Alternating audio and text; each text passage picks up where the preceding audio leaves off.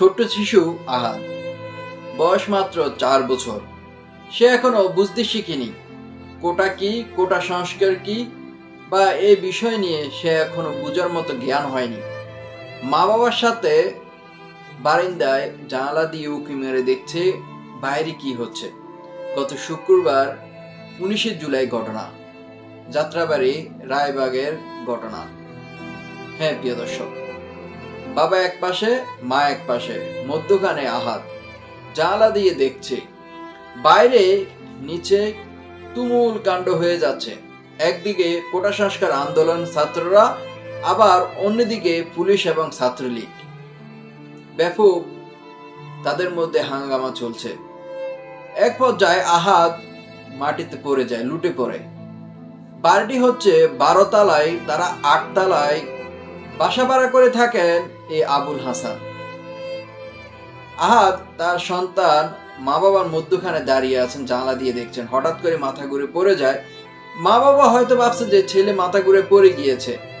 বাবা যখন আবু হাসান যখন উঠাতে যান, তখন তার শরীরে রক্তমাখা, চোখে মুখে সব জায়গায়। তখন তো বাবার মুখে আর কিছু আসতেছে না। কিভাবে কি হলো কোনোভাবে বুঝতে পারলো না। 8 তলা ভবন। দ্রুত তাকে নিয়ে হাসপাতালে নিয়ে যায়। হাসপাতালে আইসিইউর মধ্যে নিয়ে গিয়েও শেষ রক্ষা হলো না। একদিন পরেই আহাদ এই দুনিয়া ছেড়ে চলে গিয়েছে। তারপর তার গ্রামে বাড়িতে নিয়ে যায়। আগে তাদের পারিবারিক কোনো কবরস্থান ছিল না। আহাদের কবর দিয়েই পারিবারিক কবরস্থান শুরু হয়। আর কত মা বাবার বুক খালি হলে বাংলাদেশের এই কোটা সংস্কারের যে ঘটনাটি, এটি সমাপ্তি হবে। আমরা কি মানুষ নয়? একজন আরেকজনকে এইভাবে প্রকাশ্যে কয়েকটা ভিডিও দেখলাম, মানে নিজের চোখের পানি আর নিজেকে ধরে রাখতে পারছি না।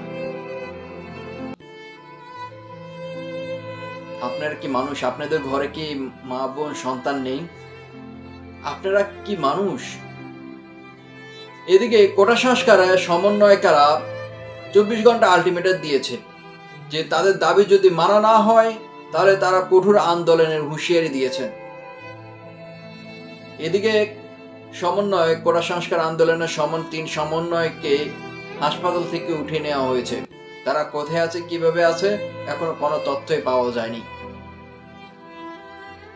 আমরা চাই বাংলাদেশের শান্তি, বাংলাদেশ যেন আগের রূপে ফিরে আসে।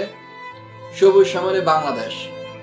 লাল সবুজে সে পতাকাটি এখন আর সবুজ নেই, লাল হয়ে গিয়েছে। আর কতদিন এই তাণ্ডব চলবে? হাজার হাজার শিক্ষার্থী হাসপাতালে জীবনের সাথে যুদ্ধ করছে।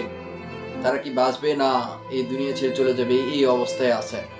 অনেকে চিকিৎসার অভাবে ভুগছেন। আর কয়েকশো ভাই বোন তো এই দুনিয়া ছেড়ে চলে গিয়েছেন।